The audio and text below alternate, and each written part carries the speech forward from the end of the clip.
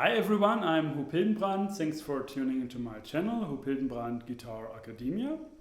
Today we will talk about scales, about the different pathways. And what I mean with that is the different ways how we can arrange a scale on the fretboard. There are many ways, so let's get right into the endless ocean of music.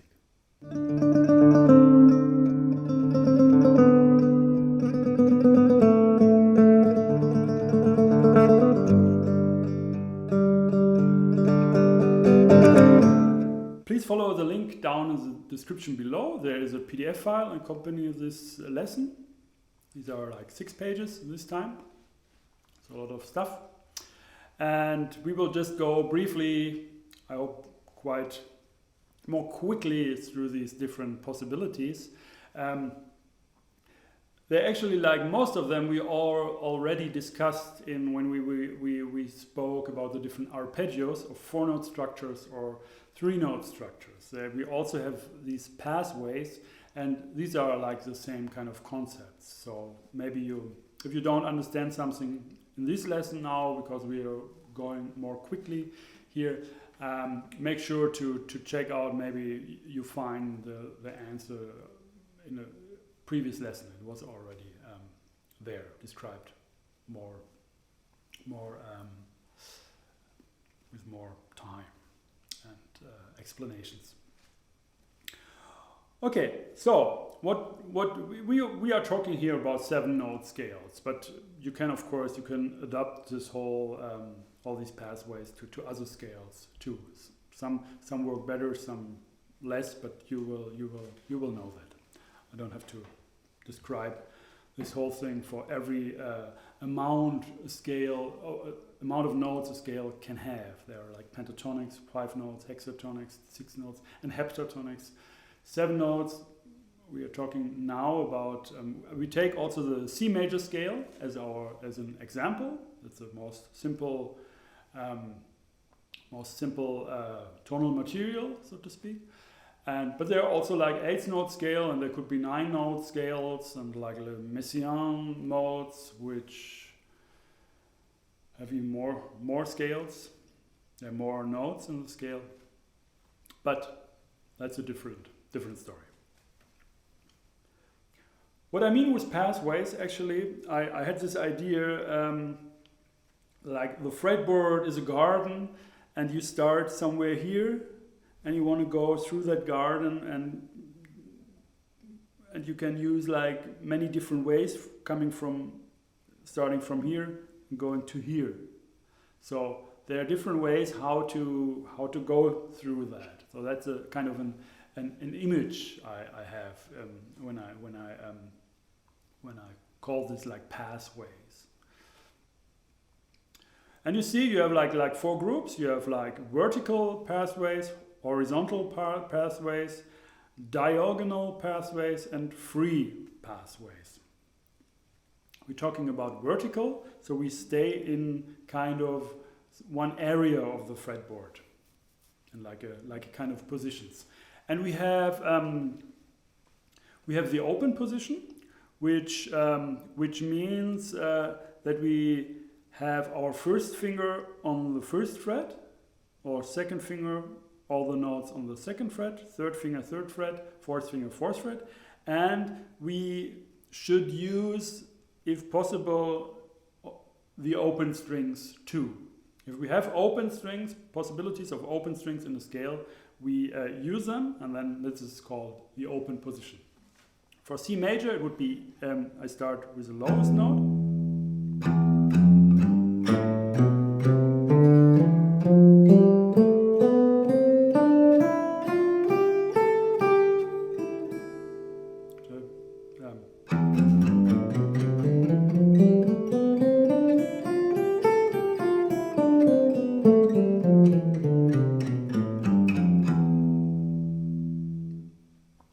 That's the open position.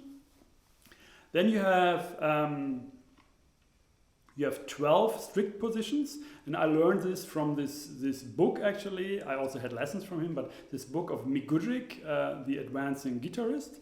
And a position, like a strict position, is defined you don't move your hand. The second finger has to stay on one fret, like for example in the second position on the third fret. The fourth finger has to stay on the fourth fret, and the first finger can play on the second fret but also can stretch to the first fret, and the fourth finger should play on the fifth fret but also can stretch from time to time if necessary to the sixth fret. So in a way you have these kind of a range for these strict positions. And the cool thing is that in every position, in every of these positions, you can play everything. So you can also play one thing, like for example C major scale, in every positions. So I show you. This is the second position.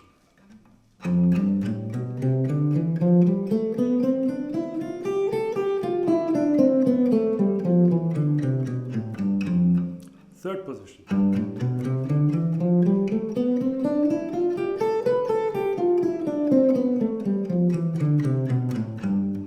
Fourth position.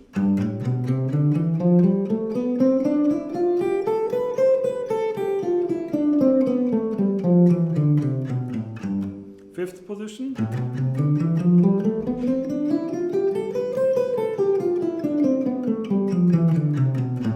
Sixth position.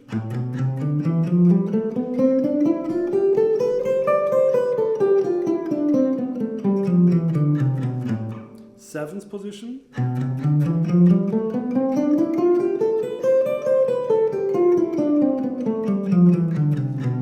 Eighth position.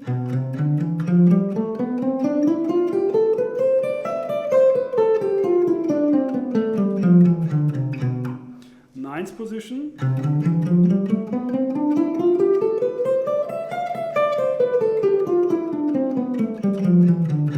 10th position.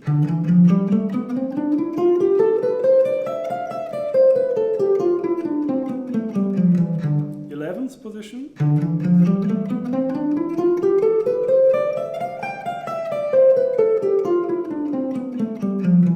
12th position.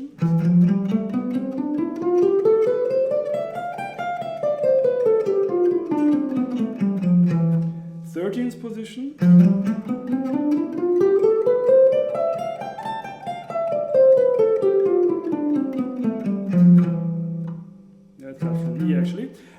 13th position equals the first position, but when you play the first position, you also use the open strings. So the first position is actually the open position, and that's why it's good to, if you practice that way, to really go to the 13th position to have this kind of a thing without the open strings. And of course, every position you can just shift for all these different other keys, like for D flat major, E major, you just shift like positions in a way. But it's very wise, of course, to learn also the notes. Not just the fingerings and move them around. Learn the notes. That's one of the most important things. Okay, I don't want to explain too much here. I think if you just repeat this, watch these different, like these 12 positions I just played, I think you will understand them for sure. They are actually more like medicine, you can say. You have to know your notes of the scale, and then you just put your hand on a fixed position, in a strict position, and then the fingers have to stretch to the next note, and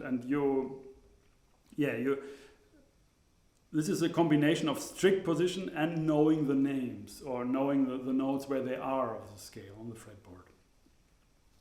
But I had actually a period of time where I really practiced that, and it was a lot of fun to just take every major scale, for example, and every like harmonic minor, melodic minor, harmonic major scale, and really practice them in all 12 positions, and to force myself actually to learn the notes, and to force myself thinking more quick.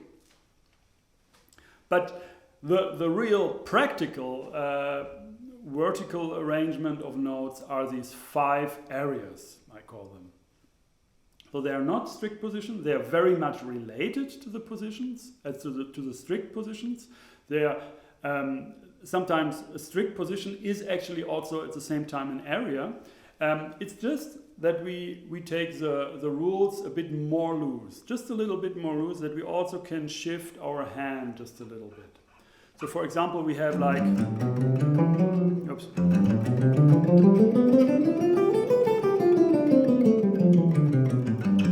Yeah, this is one position, and this is also possible. I mean, one area, sorry. Then we have that, and we can do that, or we can do. And these areas, I don't have to tell you so much, because in the PDF file, there you find all the 5 different areas on the guitar of major, of harmonic minor, of melodic minor, and harmonic major. So there, everything is written on that. And the fingerings are not written on it, it's just numbers of the scale degrees. So, but most of the time it's very clear which finger to use, and try to stay in a certain area when you're thinking about fingerings, but at the same time try to avoid like odd and strange fingerings. Try to find ways which actually really feel very comfortable. And I made up these 5 areas myself. Of course, you find like similar ones in books and wherever. Other guitarists, they use maybe like slight differences here and there. But I'm always doing these kind of areas, and you can do that for 3-note voicing, 3-note arpeggios, 4-note arpeggios. I just take all these 12 strict positions, and then I analyze them, and I try to detect the areas which are really good in the hand to play, and then I combine these areas, and this will construct actually these areas. And usually it's 5. It's for everything. 3-note arpeggios, 4-note arpeggios, scales, pentatonics, whatever. It's 5. And the good thing is always that always the upper part of the area will be the lower part of the next area. So in a way they are really I don't know the word, but they're really like connected in that way that wherever you are on the fretboard, the next area is close. It's very close. So sometimes you just have to, mostly you have to just to shift like a one or 2 frets maybe, and then you are there, and then you can play the scale there. Okay, so these are the vertical possibilities, and you see these numbers in brackets. Open position, there's just 1 possibility. 12 positions. There are 12 possibilities, because after the 13th position, the 14th position is exactly the same as the second, so it just repeats. It's logic. And 5 possibilities for these areas. Okay, we come to the horizontal passway. There's just 1 there, and it's single string. You have 6 strings, so you have 6 possibilities. And these possibilities, these horizontal single string playing pathways, they're actually important if you use like techniques like slides, for example. Because if you do a slide, you always lost your previous position or area. So that's why it's good to also sing from a more horizontal way. And also there, you can say actually that your guitar is made of 6 different instruments, because every string has its own timbre, its own sound, its own character. So whether I play that, sounds different, or better here, like.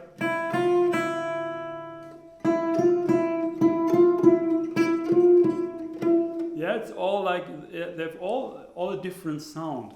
And when you stay on one string, you make sure that the sound stays the same. So it's a little bit like your vocal cords. It's like one kind of a one person who sings. It's like you stick to one tonal quality.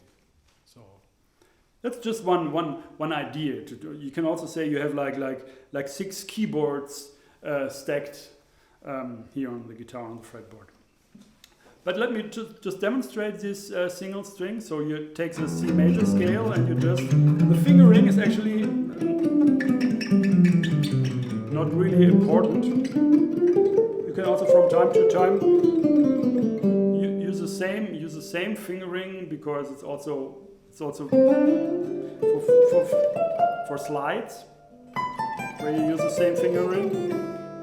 And that's actually a really great way also for learning the notes on the fretboard, because you are really forced to know where you are, and whereas the fingerings, I mean the positions or areas, they're much quicker, or they have the potential to just quicker go into like your motoric memory, like the body learns that feeling or the fingerings, and then just can just play it without thinking a lot. And that's also a reason why many of us guitarists, they know all these scales, but they have really trouble of figuring out the notes, the note names. So what is that note here? So how is it called? Let me think. You have to know your notes. You have to really strive for learning like every note. Wherever you are, you press a note here, you should immediately know what that is. Okay, that's a different thing here. Diagonal movements, we have a lot there actually. We have the whole range. I don't see this so strict with these 4 or 5 notes. And also your range may vary. What I have here, my guitar goes only to the B here. If I play like 4 notes per string, I reach that note. So I have to play more notes on 1 or 2 strings actually to reach my B. But you can do that very systematic in a way that you say, okay, on the A string now I play like 5 notes, and on the B string, and then on the G string 5 notes, whatever. I'm just thinking more, I play approximately like 4 notes, but maybe more to really come, oops, sorry.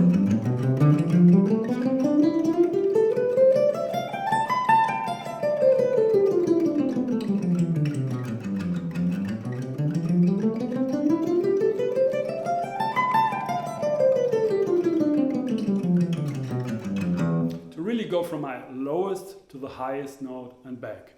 And also one important thing, when you practice these different ways, make sure that you also start from the highest note, because the way through the garden can also start here and end here. So just be careful with that. Keep that in mind, because mostly when you just play from bottom up, then the vice versa pattern going from top to bottom is actually like a kind of, you already learned the notes, and so when you directly start from the top, sometimes it's really different. I'm sure you know that. Okay, then very interesting, I also learned this from Mick Goodrick here, is this gives us almost the whole range. To use the same finger when you have a half step. So what you do, I'm on the B, and the next is a half step to C. So I take the same finger. Now, here again, E, F, same finger. Same finger. Same finger. Same finger. Same finger. And now when I play like with every finger 1 note, I reach my highest note. I play it slow, that you can also see it again.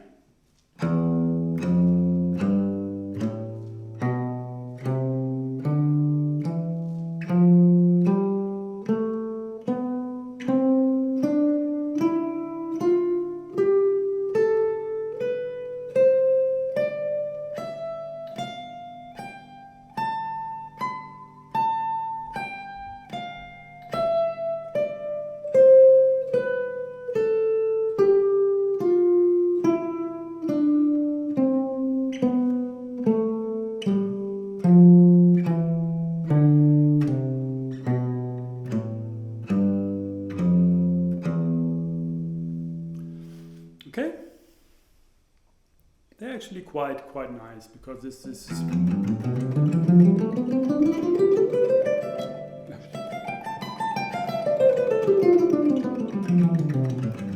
the shift of this one finger is just a small distance, so it's a nice way for the body also to be able to like very naturally and very organic to play the scale up and down.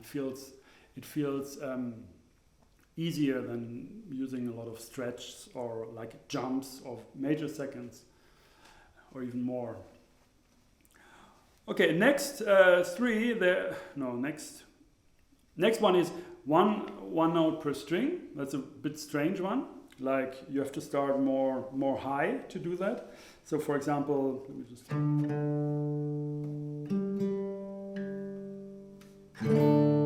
So for example, G on the 6th string, A on the 7th, on the 5th string, B 4th string, C 3rd string, E 2nd string, and D 2nd string, E 1st string.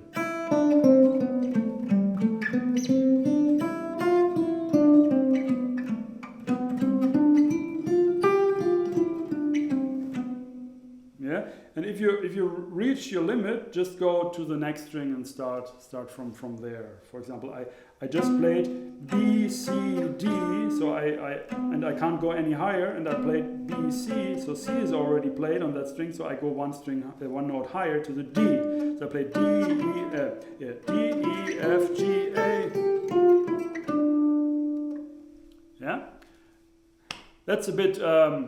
I mean, these exercises, they're not only meant that you really use them, actually. They're also meant to learn the notes, to sing, to be more quick, to learn a scale from every corner, from every angle, to be really able, when you improvise, to be really really free with that scale. You can just move wherever you want, and you don't stick into one fingering, which you always have to play. And once you go out of that, you're lost completely. These one note per string is also quite nice, because you can also play them together.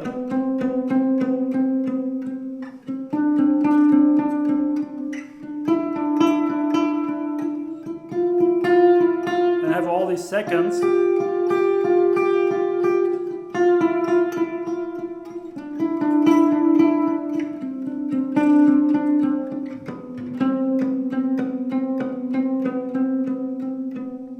Seconds, so you can also make musical things with that.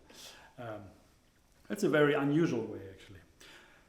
4 note per strings. I think I heard that, like Susan Reinert, she's a German guitarist, and I think she's using this. Maybe she has this from Alan Holdsworth or something, or Scott Henderson maybe. I don't know. It's not my invention. And I find it really strange. It's not really, I don't practice this at all. It's just using 4 notes per string. So you have a lot of stretches, especially between these 2nd and 3rd fingers. So you start like F.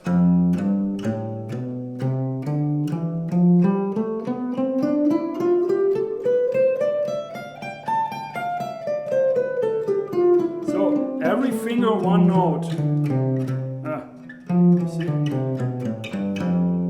Yeah, and for me, these fingerings really don't come natural or handy or whatever. It's of course great because of the right hand. It makes the whole thing easier for the right hand to play that quick, but then you also have to have a quick left hand, and I found it really awkward, this whole thing. But maybe it's just the right thing for you. Maybe you have like really large hands, and maybe it's perfect. Okay, 3 note per string is like very common. It's one of the most common thing beside these five areas. And 3 notes per string, you have like seven different positions, because you have 7 different notes where you can start on the low E string. So let me just play them. You start from F, always 3 notes per string.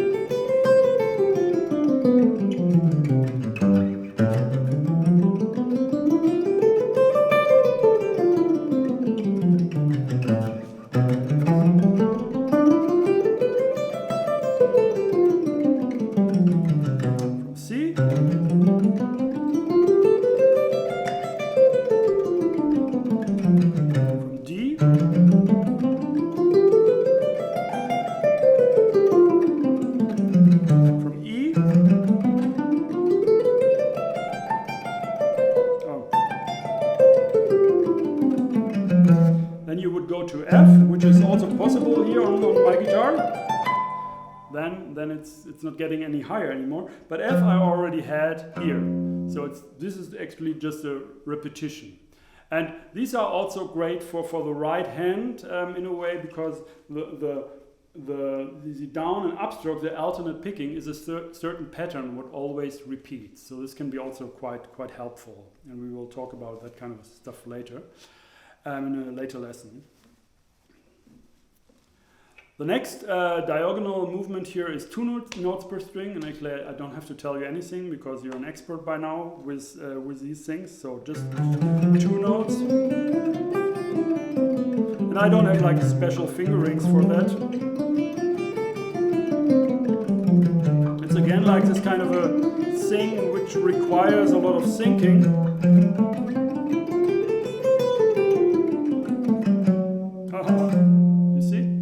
Not an F sharp, but an F. C major scale. Okay, we come to the last group here. It's free pathways. And there is that the first one is entire range with constantly changing pathways and even just using like one finger. And I heard that Pat Messini, maybe in an interview, I don't know where actually, maybe Migudrik told me. No, I think it was an interview where in a magazine where he said that he would just practice that to go from the lowest to the highest string and back and forth and back and forth with constantly changing fingerings. Just it's like a coordination thing between body and fingerings, and it's really great for warming up also. And the idea is really to force yourself also to go like always different ways and maybe strange ways. So you can just play.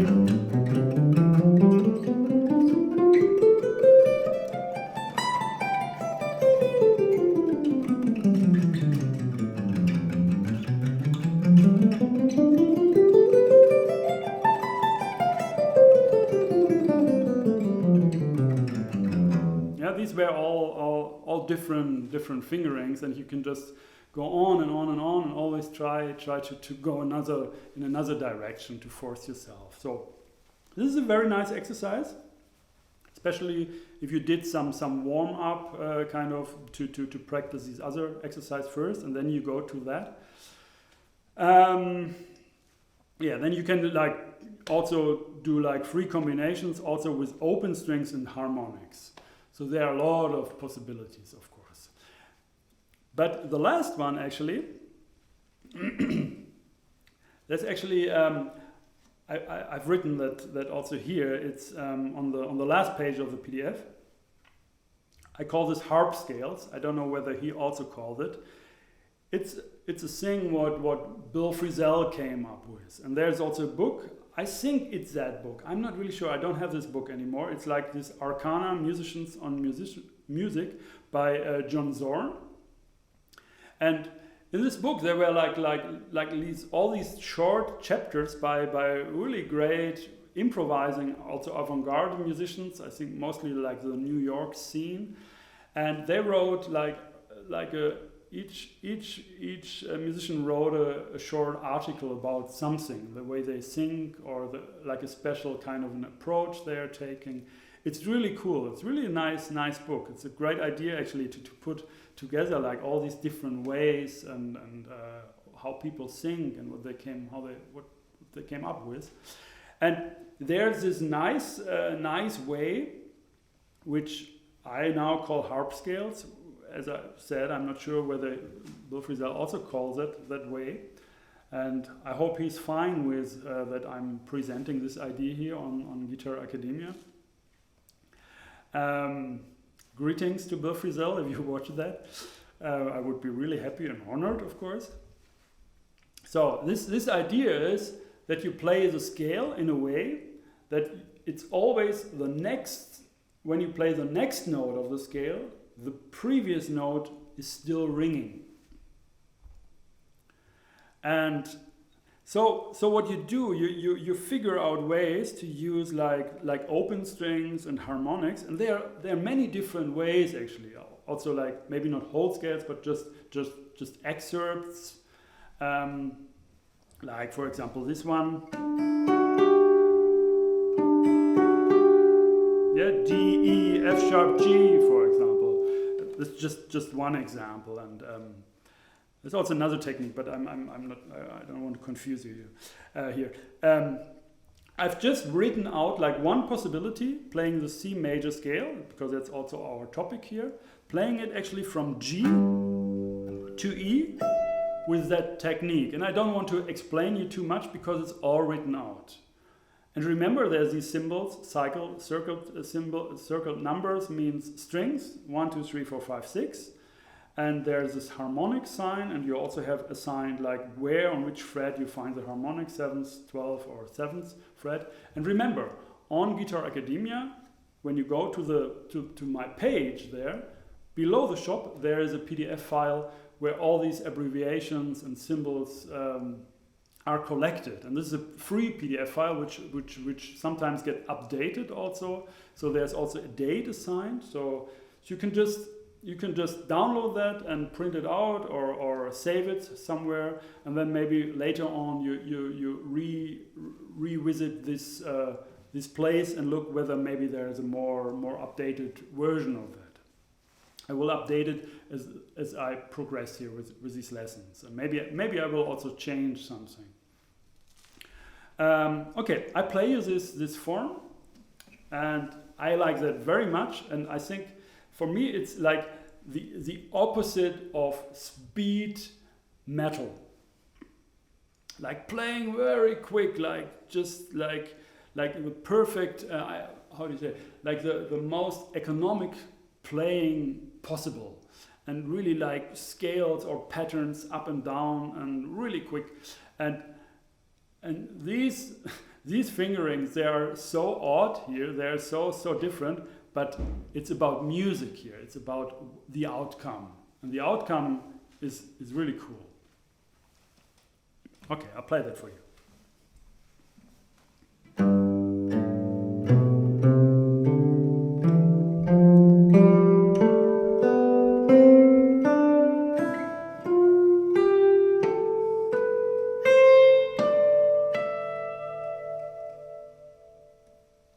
One more time, a bit quicker.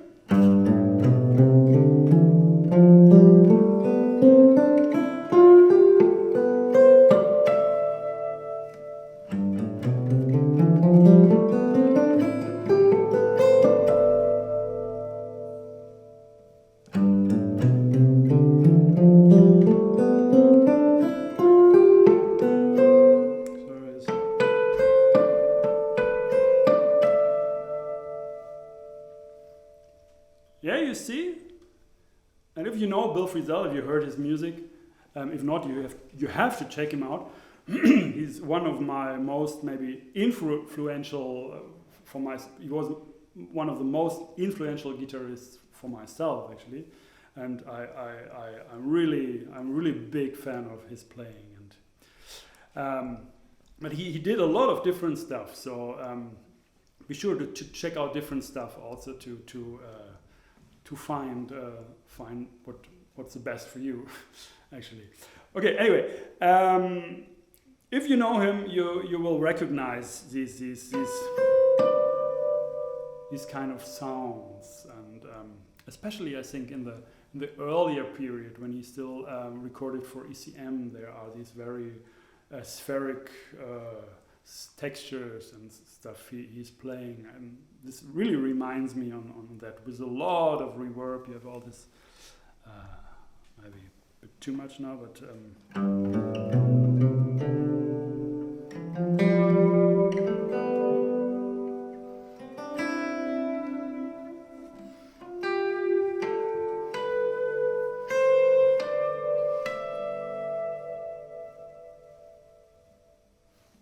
yeah. Actually, right now I'm just feeling inspired to go on and to improvise with that stuff.